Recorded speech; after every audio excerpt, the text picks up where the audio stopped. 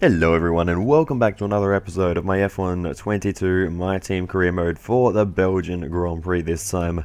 Last time out in France things did not go so well, so hopefully we should be in for a better time here. We're going to start off with the Pirelli Hot Lap Challenge once again, as we always do. This time we've chosen the Rival Duel and we've got an Aston Martin Vantage F1 edition that we're driving for this one here in Belgium, and yeah, we just have to beat our rival 3 times. So the first time we will start ahead of our rival. They're behind us, we haven't seen them yet, which is good. So yeah, we just need to basically go from Stavolo to the finish line and maintain the lead of the little duel until then. And you can see they are right behind us, as this car is a little bit on edge. It's not the most confidence inspiring. We were very early on the brakes there. We dive straight to the apex to make sure we can take it first, and then we'll take the last corner nice and steady, and we will lock in race victory in the first of the 3 rival duels. The second one we'll start side by side with our rival, and then the third one we will start behind. So we've won the first one, so that will guarantee we at least get a bronze if we win this one, or in either of the next 2 we'll get silver. If we win all 3 we get gold. So it is quite a simple method, and these challenges suit me a lot better compared to just the more time trial style ones, because you're actually racing against a physical other car, so you can defend, make a diving overtake, things like that, which obviously in time trial it's just down to raw speed, which I am not particularly known for. But anyway, we're under pressure again. We're really struggling through Blanchimont, but again, we can just defend the inside line here into the bus stop, and that will secure victory in the second race for us. Corner cut there, but thankfully we do not get a penalty for our troubles on that one. We cross the line to take victory in the second challenge, so just 1 to go. This one we basically need to get a good start and get down the inside of the first corner, as we're going to watch this one from the replay cameras, looking at our driver ready to start, now on board and looking forward. So we do get a great start, and we're going to go for the move straight away down the inside, and we'll get it done nice and easy there. And on the exit, all we need to do is put the power down and accelerate away. But it's quite bizarre seeing these cars race around in the Formula 1 game. It's something. It just looks a little bit odd somehow, but it's really cool. I really do like the addition of these supercars and how they integrated as the Pirelli Hot Lap Challenge. In the My Team career, and presumably in driver career. I'm yet to try that, but yeah, I think this is a really cool addition, and just something to mix up the time in between races. So we come out of the final corner once again. We're ahead, and we are going to take a victory here in the third and final rival duel race here in Belgium. It is first place for us, and that is 3 from 3 and the gold reward. So that's another 100,000 credits in the bank, as well as 1,000 to claim as well. So that is awesome, and definitely worth doing, I think. But anyway, on to the rest of the race weekend. Then after practice we'll fix up this cylinder heads upgrade that failed on us earlier on, and I think that is potentially we might be able to do more. We're going to do an upgrade in the aero department to the front nose. That'll be on the car just after the Italian Grand Prix, in time for Singapore. So we will purchase that one, and yeah, that will be on the car in due course. So yeah, we're working to try and balance out the car. For a while we did have a lot more rear downforce than front downforce, which was probably inducing a bit of understeer that we were struggling with. So yeah, hopefully we should have a more stabilized car here, and as we've sort of been working on that.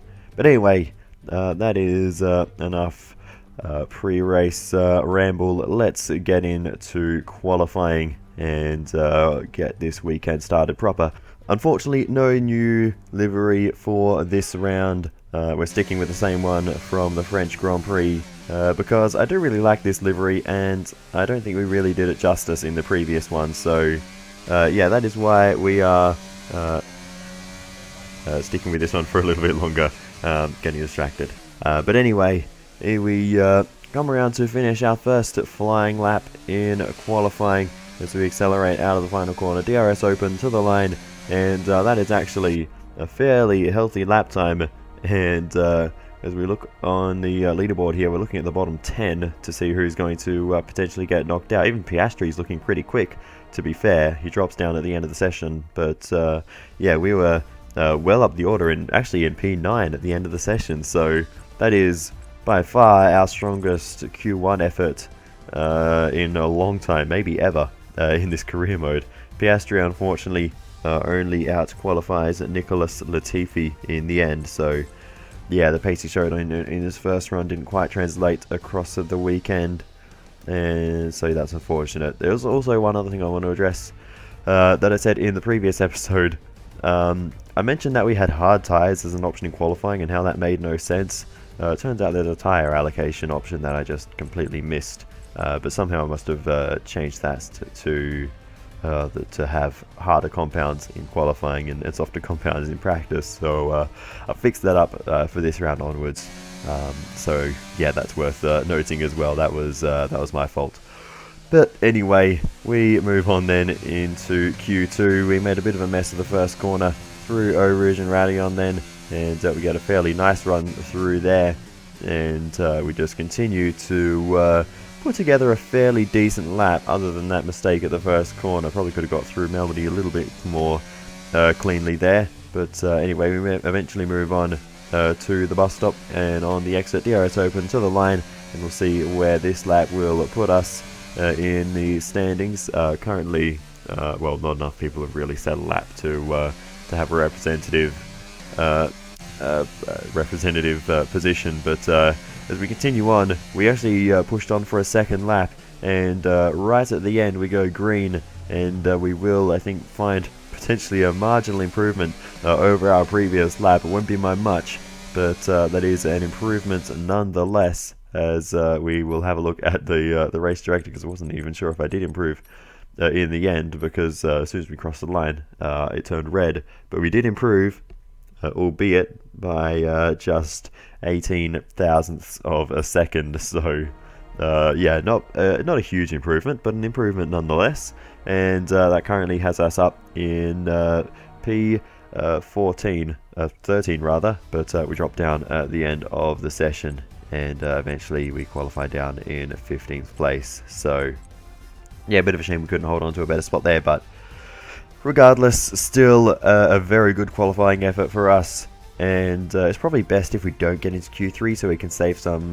more soft tyres for the race. I think our tyre wear is potentially one of the weaknesses of the car, so it's good to have more fresher compounds, which is why I didn't actually go and do a second run in Q1, not that we needed to in the end. And in Q2 I also didn't mention it, but we had damage and actually never got a chance to do a second run, otherwise I probably would have.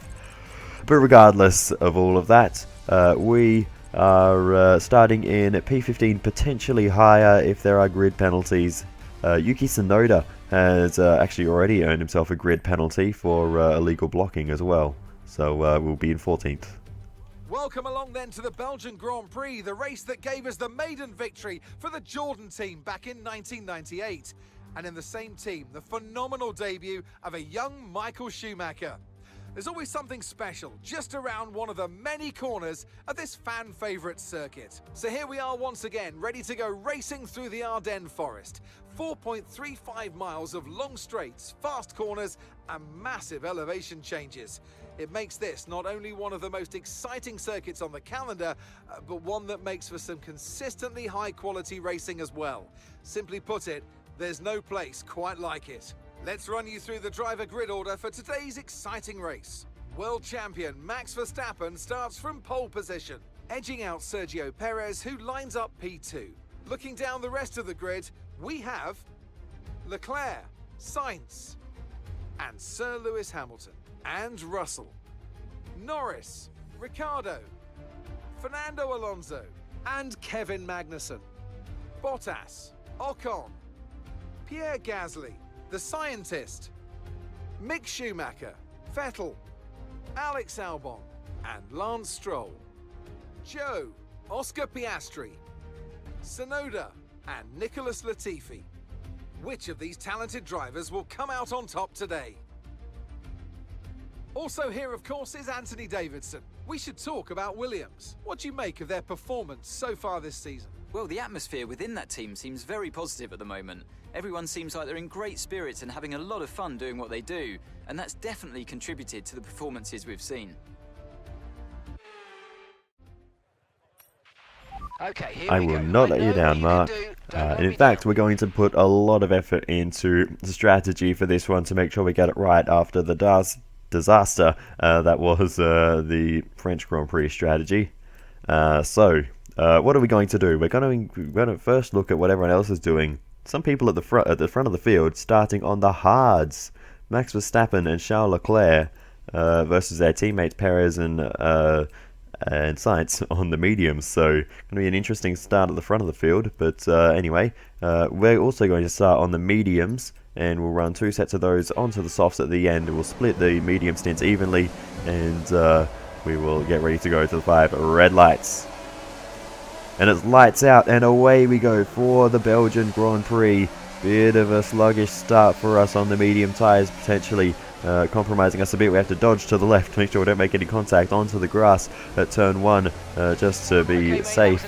But we get an illegal overtake on Esteban Ocon, so we have to continue letting drivers past and try and get Esteban Ocon back in front of us as we head through Eau Rouge and Radion. Very awkward place to have to do this, but we do eventually let Ocon free, and we still actually gained a place off the grid. We were off 14th on the grid after Tsunoda's penalty, and now we've made our way up into 13th through the first through the first sector. So yeah, overall we're still +1 from where we were on the grid. So I'll count myself lucky there, and we'll hopefully be able to push on. Bit of a rough start, but we'll hopefully be able to clean things up throughout the rest of the race. Still trying to get into a rhythm now. We're sort of starting to get into it quite nicely there through No Name and now Puon, but we'll cut away as we go for the lunge down the inside. Late move on Kevin Magnussen, and we will just about get it done.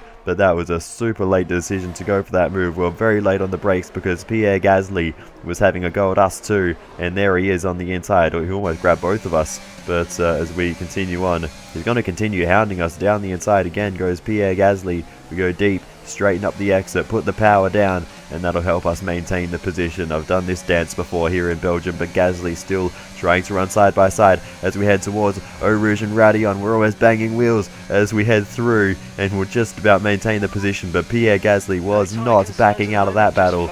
But thankfully we're able to hold on, and now he's a long way behind after he got a bit of a swapper on the exit there. So that has set us free, and we are able to continue chasing down the back ahead. Next up is Valtteri Bottas. We go for the move around the outside into the bus stop, and we get through there rather nicely and move ourselves ahead of Valtteri Bottas. And Pierre Gasly, I think, with a nice run on the exit, may have a look as well. So Gasly has been making his way through the field as well. As we continue on, it's Gasly who's making the move on us as we try and get back up the inside into Lecon. Bit of contact as we switch now to the outside, and we're just trying to set up a nice run onto this next short shoot towards Rivage. Can we make the move? No, we can't. We have to move on to a later opportunity through the same section of corners. This is where we are really strong through this sort of first half of the middle sector. We just seem to have a lot of drive traction and just cornering grip through here, and we can drive almost around the outside around Gasly there. As up ahead, that is George Russell with a mechanical failure, and he was holding up the field there, including his teammate. I don't think anyone actually swapped positions in all that, but he actually got a penalty, a 5-second penalty for illegal blocking. What good that'll do. But anyway, up ahead, Esteban Ocon scrapping away with one of the McLarens, making a bit of contact, but they both are able to carry on with their day as we now join the fight with Pierre Gasly right in front of us as well. Okay, no issues with tyre wear for now. Keep taking care of them. And I'm a bit paranoid about the floor because it's so easy to damage the floor in certain parts around this circuit if you run over the wrong curb, so I'm constantly checking that. But anyway, Pierre Gasly gets away from us through Eau Rouge and Radion, and yeah, we really struggle through there, but through Rivage, you can see here, we're driving all the way around the outside and down the inside into No Name Corner. We get the move done, and we get back ahead of Pierre Gasly, an incredibly unconventional place to get the move done, but we do so, and as Esteban Ocon also pits and gets out of our way, that moves us up into 5th position. So obviously we're out of sync, having not made a pit stop, but we're running very high in the field here. Eventually Lewis Hamilton goes down the inside, and he will get the move done. We're not going to fight that because we're coming in on the next lap anyway, so there's no point starting World War III over a position we're not really fighting for. So we continue on then, and we're still under pressure. This time it's Lando Norris going past, and he's just got ahead there, and we'll let him go. There's no point again fighting that argument because this is our time to come into the box and finish off this stint. So into the pit lane we go then, and that is a fairly solid first stint. Very happy with the way that went. The first turn 1 of the race was a little bit scruffy, and in general the first lap was a little bit chaotic with the way that played out, but in the end we got through cleanly. We get a new set of tyres on now, and we can launch ourselves into the second stint. No mistakes from the pit crew, which is absolutely lovely, and we come out back on circuit in P13, so still running in a pretty decent position. I was hoping we could be in the top 10, but having a long first stint, we tend to come out in a lower position and have to fight our way forwards, which we do. We make the move there on Kevin Magnussen, and that moves us up a position.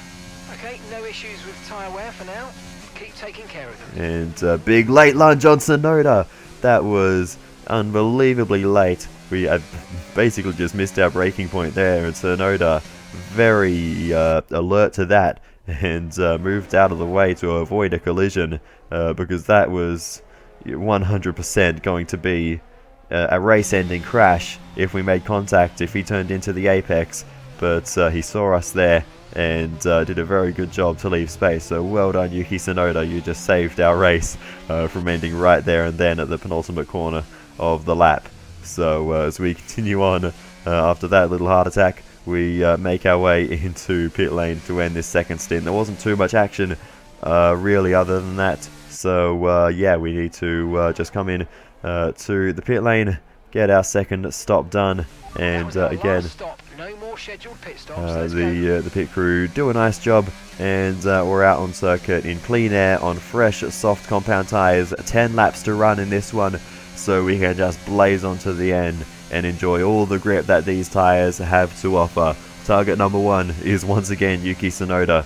Let's try and make the overtake a little bit more responsibly this time, as we try and get a nice run out of the final corner. We'll get the DRS open as we run down towards turn 1. Can we make the move? No, we can't. We'll have to make it potentially into Les Combes. Big lunge down the inside, and again Tsunoda does a great job to see us coming, as we're going to battle side by side, and into Malmedy we should be able to get this done. We do so, and we make a move on Yuki Tsunoda, and that moves us up into P11. Next up, Pierre Gasly, the other AlphaTauri, the gatekeeper of the points. So let's see if we can break into the top 10.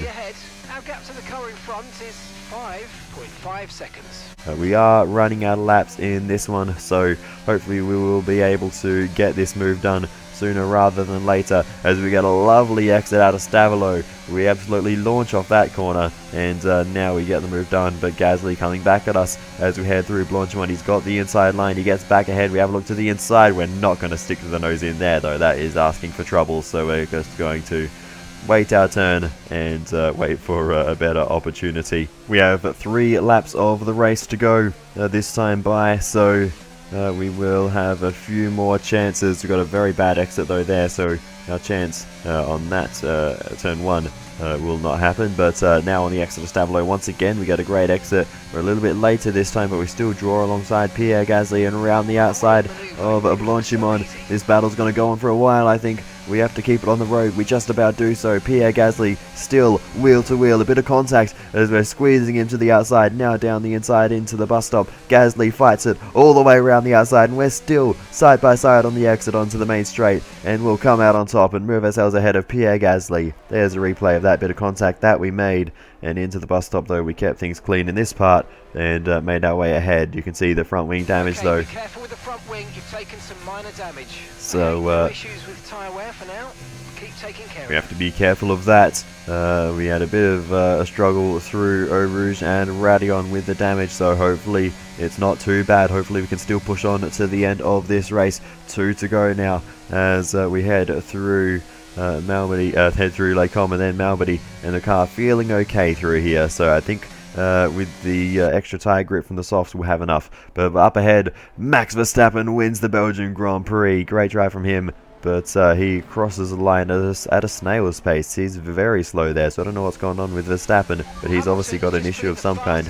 Lewis Hamilton takes the fastest lap on lap number 44, so that Okay, gap ahead is 7.3 seconds. is well done to him. We actually held the fastest lap for a while, not at that moment, but yeah, Lewis Hamilton taking the fastest lap on his favourite number. But anyway, we have done enough in this one. We now head into the bus stop for the final time, and out the other side we head towards the finish line. We're going to see the checkered flag, and we're going to cross the line in 10th position here in Belgium. And that's the end of the race. We'll see you in Parc Fermé. We bring home yet another points finish. That is exactly what we need. Driver of the day goes to Yuki Tsunoda. Many doubted whether they could pull off the win here at Spa-Francorchamps, but they've done so in spectacular style.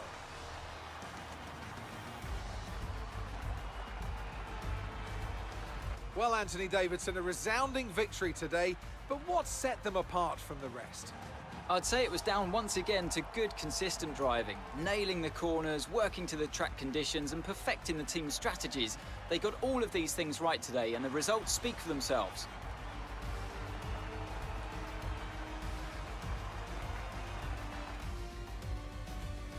Here come today's winners. The team at Red Bull have done a phenomenal job recently, and it's clear to see that they've put in the work, and they should be so proud of the victory they've secured here.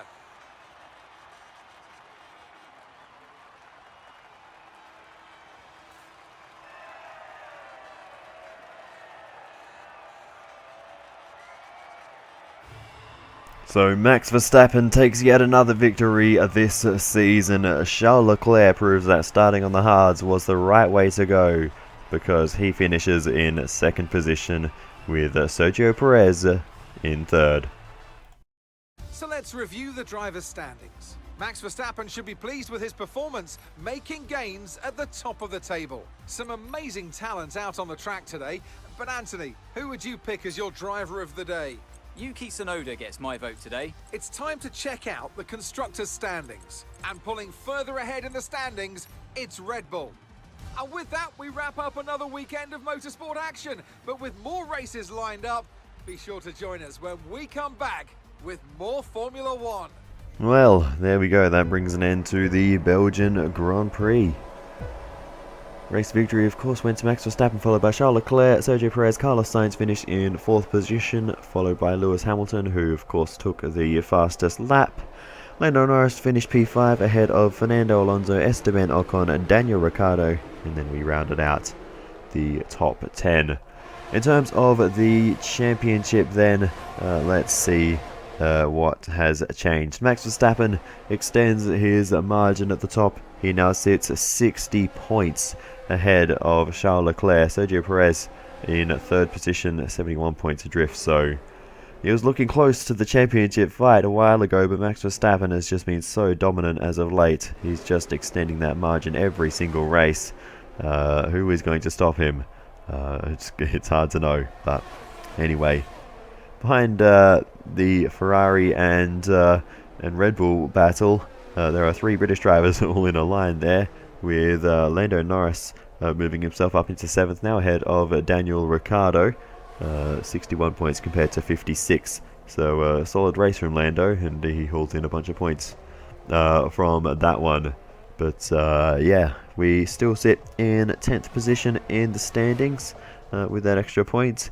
We are 14 points behind Alonso, so I don't think we'll be moving ourselves up any higher. We're 3 points ahead of Kevin Magnussen. So yeah, I don't think we'll be changing our standings too much in the near future, but we'll see as the season goes on if we can manage to snag a few more. But yeah, it's proving a difficult task most of the time. Anyway, that is the wrap up of the driver standings. In terms of the constructors, can we make any progress there? That is the interesting one. We're currently still down in 8th position. Haas is the team ahead of us, and they're only 3 points ahead, so we definitely could catch up to Haas. That may be our target. In fact, we could probably catch up to AlphaTauri as well. They're only on 29 points compared to our 22, so 7 points ahead of us. Maybe AlphaTauri will be our target by the end of the season if we can finish in 6th place or in the standings. That would be great. But anyway, let us move on to the end race screens. Claim. Not too much happening there. We're just chipping away and getting closer to that level 15 that we are aiming for. Unfortunately, we fail one of our sponsor objectives with Salve because, well, we don't have a rival to beat, so we can't actually tick off that objective, which is a little bit annoying.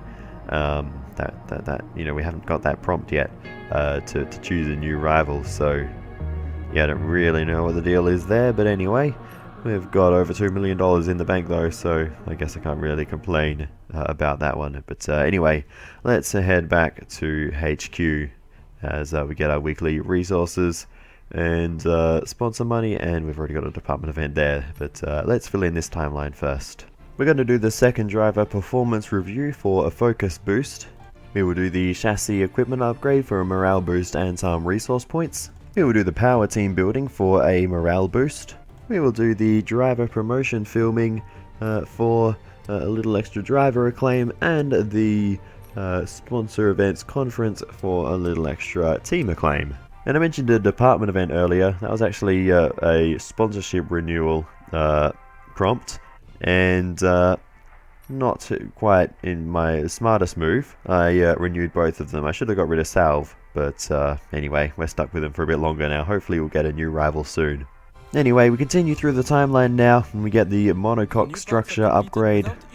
And while we have a fair bit of money at the moment, we're going to upgrade the personnel department, the fitness center, so now everything there is up to spec 1.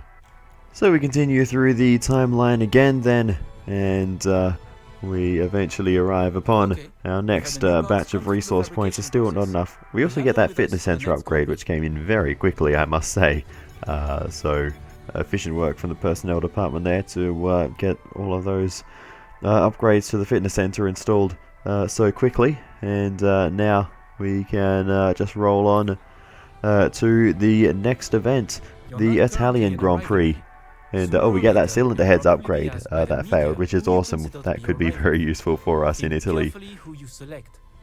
Yes, I know we don't have a rival, Mr. Guy. What is that guy's name? I literally have no clue. Ben, I remember now. Anyway, yeah, that is going to do it for this one, I think. So, yeah, I'll say thank you so much for watching. There's the R&D chart, by the way. I don't think I showed that at the start of the video. But anyway, there it is. So yeah, like I was saying, thank you so much for watching all the way to the end. I really do appreciate it. Feel free to give me some feedback in the comments. It is always very helpful. There is a tire allocation setting, by the way, that I must have accidentally had set to the wrong thing at one point or another. Oscar Piastri, 81 focus, so he's lost a little bit. after that race. But anyway, we'll hopefully get that back up soon. Oh, and I almost forgot, there is one more facility upgrade we did purchase. In the powertrain department, we got the quality control there, as it was probably the only upgrade I think we could afford. But of course, quality control is always very important. Hopefully we don't get any more upgrades failing. We do get quite a few, so hopefully we can iron those out. But anyway, like I was saying, thank you so much for watching all the way to the end. I really do appreciate it. Feel free to give me some feedback in the comments. It is always very helpful. Other than that, I will see you next time. Goodbye.